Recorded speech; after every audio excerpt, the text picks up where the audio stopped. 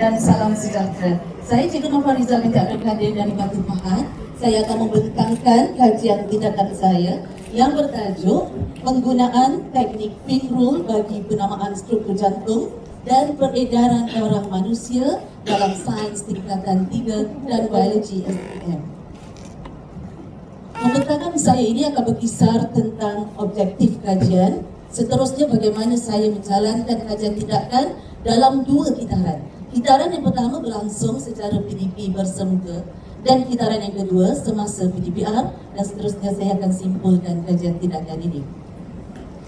Baik, saya menjalankan kajian tindakan ini semasa mengajar tajuk pengangkutan standard kandungan tentang struktur jantung manusia dan peredaran darah.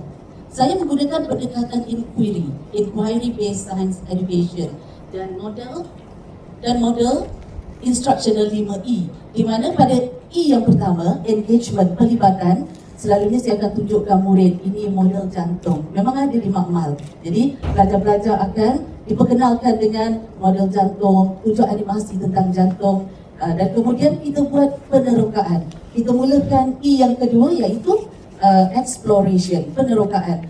Kita akan jalankan, saya jalankan eksperimen bersama pelajar, membedah jantung lembu, jantung kambing, jantung ayam, jantung ikan, dan kemudian kita jalankan juga E yang ketiga, iaitu explanation, penerangan. Di sini kemudian saya beri pelajar-pelajar latihan soalan sebagai ujian pra, dan saya dapati di sini murid-murid saya masih belum dapat menamakan, melabel, apatah lagi melukis laluan peredaran darah pada jantung. Jadi di sinilah saya jalankan kajian tindakan dengan objektif saya yang pertama, murid mesti dapat menentukan bahagian mana kanan jantung dan bahagian mana kiri jantung. Sebab ini pun pelajar tak boleh nak tentukan. Kemudian yang kedua, pelajar, murid dapat menamakan ada 13 struktur jantung yang perlu dinamakan. Yang ketiga, murid boleh melukis laluan peredaran darah pada jantung. Yang keempat, murid boleh menentukan kedudukan darah beroksigen dan terdi oksigen pada jantung. Dan untuk saya sendiri, guru dapat meningkatkan kualiti guru dalam pedagogi dan mengamalkan perkongsian amalan baik. Baik, kajian tindakan saya ini menggunakan kerangka konseptual kajian, menggunakan model kajian tindakan adaptasi Chemis dan McTaggart 1988. Saya mulakan kitaran yang pertama, memerhati, mereflek, merancang dan mengambil tindakan. Kemudian saya terus, ini secara bersemuka. Kemudian bila pandemik COVID-19 berlaku, saya teruskan kitaran yang kedua secara PDPR, memerhati, mereflek, merancang dan mengambil tindakan. Kemudian saya perhati dan mereflek, bila semua telah tercapai, murid pun peningkatan berlaku dalam teknik mereka mengingat struktur jantung, maka saya terus membuat kesimpulan. Baik, saya akan teruskan pelaksanaan kajian tindakan yang saya jalankan dalam kitaran yang pertama. Selepas saya membuat explanation, membuat penerokaan, membuat penerangan dan membuat ujian dengan pelajar, saya dapati murid-murid saya masih mendapat markah 4/13, 3/13, 5/13, markah yang sangat rendah. Bila saya tanya kepada pelajar, mereka mengatakan mereka keliru bahagian mana kanan dan kiri jantung. Ia sangat kompleks. Dan kedua, banyak sangat, ada 13 nama yang perlu diingat.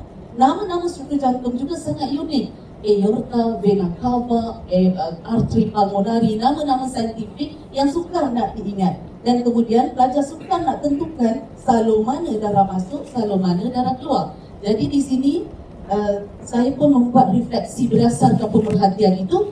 Saya dapat katakan murid saya memang belum menguasai aras rendah, iaitu menamakan struktur jantung. Apatah lagi untuk saya teruskan ke aras yang lebih tinggi untuk melukis laluan peredaran darah, menentukan peredaran darah ganda 2, tentang denyutan jantung sistolik dan diastolik, itu semakin sukar. Jadi di sini saya pun berfikir perlu ada satu pendekatan untuk murid mengingat dengan lebih mudah. Perkara yang kompleks boleh diringkaskan dengan satu teknik yang didik hibur, minds on, hands on, yang lebih bermakna.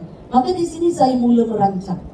Tadi saya memerhati, saya mereflek, sekarang saya merancang. Saya merancang untuk memperkenalkan satu teknik mudah belajar jantung dengan melukis pada tapak tangan. Teknik ini dipanggil Petua Pink, Illustration Nur Fariza Abdul Kadir, nama saya. Jadi itu rancangan dia lah. Jadi saya pun membuat sasaran dan intervensi macam mana saya nak gunakan teknik pink roll ini. Saya buat aktiviti 4 langkah. Langkah pertama, saya nak gunakan teknik pink roll semasa fasa elaboration, pengembangan. Sebab saya gunakan 5E, jadi tadi saya dah buat penerokaan, dah buat explanation. Jadi saya masuk kepada langkah yang keempat, pengembangan, elaboration. Di sini saya memperkenalkan pink roll. Jadi saya bercadang, ini perancangan. Saya berancang untuk mengambil gambar, video, kemudian berkongsi dengan murid supaya mereka boleh membuat rujukan. Kemudian saya nak buat ujian, nak memastikan teknik pink roll itu sudah berkesan. Dan last sekali saya ingin membual murid. Berdasarkan perancangan yang saya buat, saya pun terus bertindak. Inilah teknik pink roll. Jadi teknik pink roll, saya gunakan lukisan di tapak tangan. Saya mengajar sains 23 tahun. Sepanjang 23 tahun mengajar sains, memang kami belajar dan diajar jantung kita sebesar penumbuk. Bila kita buka tapak tangan kita ini bentuknya sama macam jantung. Tapak tangan kita sama macam jantung dengan 5 salur darah utama. Jadi di sini objektif saya yang pertama, saya merancang, ini dapatan kajian, ya. Jadi apa yang saya buat dengan pelajar, mula-mula kami melukis outline menggunakan marker pen berwarna hitam, bentuk jantung. Kemudian kita tentukan, saya buat guna tangan kiri sebab jantung kita berada di tengah dan condong ke kiri. Ya. Jadi bila tengok sini, ibu jari mewakili bahagian kanan jantung, jari anak mewakili bahagian kiri jantung. Objektif yang pertama, bila kita balikkan untuk melukis tapak tangan, pelajar mesti tahu ibu jari bahagian kiri, bahagian kanan, jari anak bahagian kiri. Objektif pertama tercapai. Murid boleh menentukan bahagian kanan dan kiri jantung. Yang kedua, saya minta pelajar lukis garisan di tengah. Ini dipanggil septum yang memisahkan bahagian kanan dan kiri jantung. Bila pelajar dah tahu kanan dan kiri jantung, dengan mudah mereka boleh menamakan bahagian atas tapak tangan adalah bilik yang di sebelah atrium kanan dan atrium kiri. Di bahagian bawah yang lebih tebal tapak tangan kita, itu ventricle kanan dan ventricle kiri. Jadi murid dah dapat namakan 5 struktur. Seterusnya, murid boleh menamakan 5 jari pada tangan kita mewakili 5 salur darah utama pada jantung, iaitu vena cava inferior, vena cava superior, artery pulmonary, aorta dan juga vena pulmonary. 10 struktur telah dihafal. Last sekali, ada 3 injap dalam jantung, iaitu di sebelah kanan injap tricuspid, di sebelah kiri injap bicuspid, dan di pangkal aorta dan juga vena artery pulmonary ini ada injap sabit. Cukup 13 struktur boleh diingat oleh murid hanya dengan melihat kepada tapak tangan. Objektif kedua boleh tercapai. Seterusnya saya ajar murid-murid, bersama-sama dengan murid-murid kami melukis dengan gembira. Murid gembira diconteng tapak tangan mereka, berlaku fun learning di sini. Dan murid-murid dia melukis bagaimana darah masuk, bagaimana darah keluar.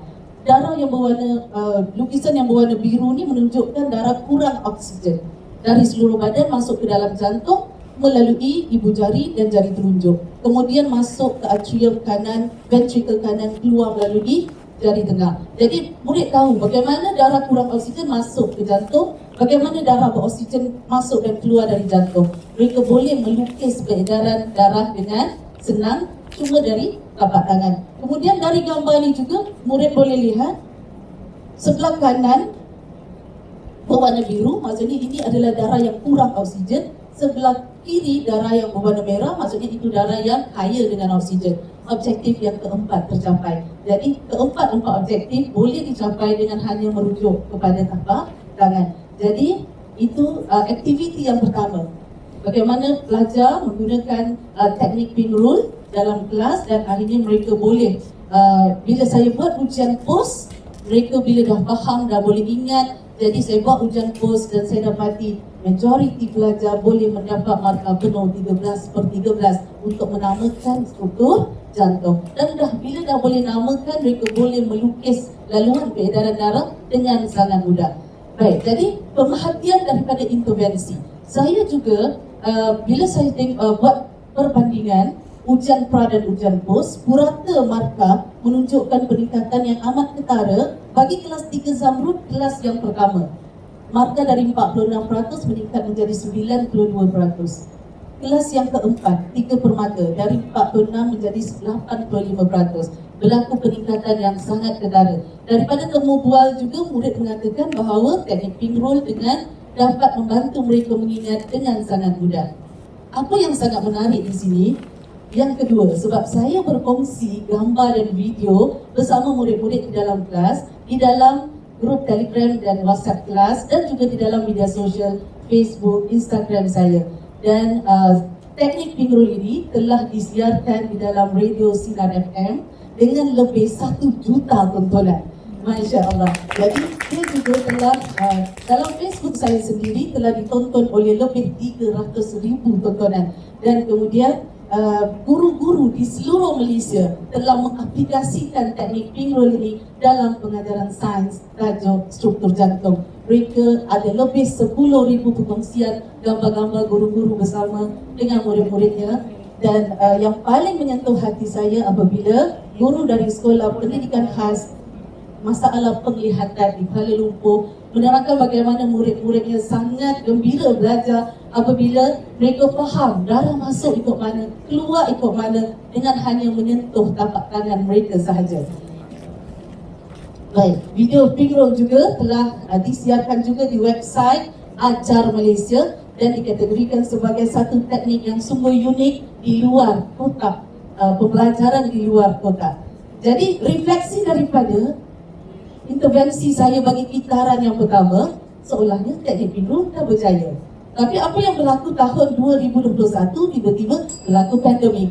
Jadi di sini saya mulakan dengan kitaran yang kedua, bagaimana memperkenalkan pink roll dalam PDBR. Saya ulang semula, saya merancang, saya memerhati, saya mereflect, kemudian saya merancang. Tapi kali ini rancangannya kita buat, kita bertindak. Yang pertama, jalankan ujian pra. Yang kedua, saya jalankan kelas, cuma kali ini secara Google Meet. Yang kemudian saya buat ujian post dan kemudian akhir sekali buat soal selidik secara Google Form. Jadi ini kelas yang dijalankan semasa PDBR dan saya dapati murid-murid membuat pembentangan dan kemudian bila daripada ujian post saya dapati kelas 3 Ratna, ini kelas yang ketiga, markah dari 31% meningkat kepada 77% dengan 1 jam pengajaran saja. Kalau saya ulang 2-3 kali memang boleh ingat 100%. Dan pelajar mengatakan bahawa mereka 100% pelajar mengatakan bahawa teknik ini memang sangat membantu mereka untuk mengingat struktur jantung. Untuk pengetahuan semua, teknik pink roll telah 3 tahun sebenarnya diperkenalkan, cuma ini kali pertama saya mendokumentasikan dalam masuk pertandingan. Jadi teknik pink roll ini telah pun mendapat copyright hak cipta dari Perbadanan Hak Harta Intelek Malaysia. Baik, kesimpulannya, teknik pink roll ini memang boleh berjaya membolehkan murid mengingat struktur jantung, melukis laluan peredaran jantung dengan sangat mudah, secara bersemuka ataupun secara akademik. Malah teknik ini bukan saja digunakan oleh guru-guru dan murid di Kementerian Pendidikan Malaysia, dia juga digunakan di Kementerian Pendidikan Tinggi dan jururawat di Kementerian Kesihatan Malaysia yang turut berkongsi. Mereka juga membuat pink roll. Jadi jika selama ini kita belajar sains menggunakan pelbagai petua dari luar negara, hukum genggaman tangan kanan, hukum genggaman tangan kiri Fleming, saya amat berharap agar siapa saja yang belajar tentang jantung akan menggunakan petua pink, iaitu palm illustration Nur Fariza Abdul Kadir. Sekian, terima kasih.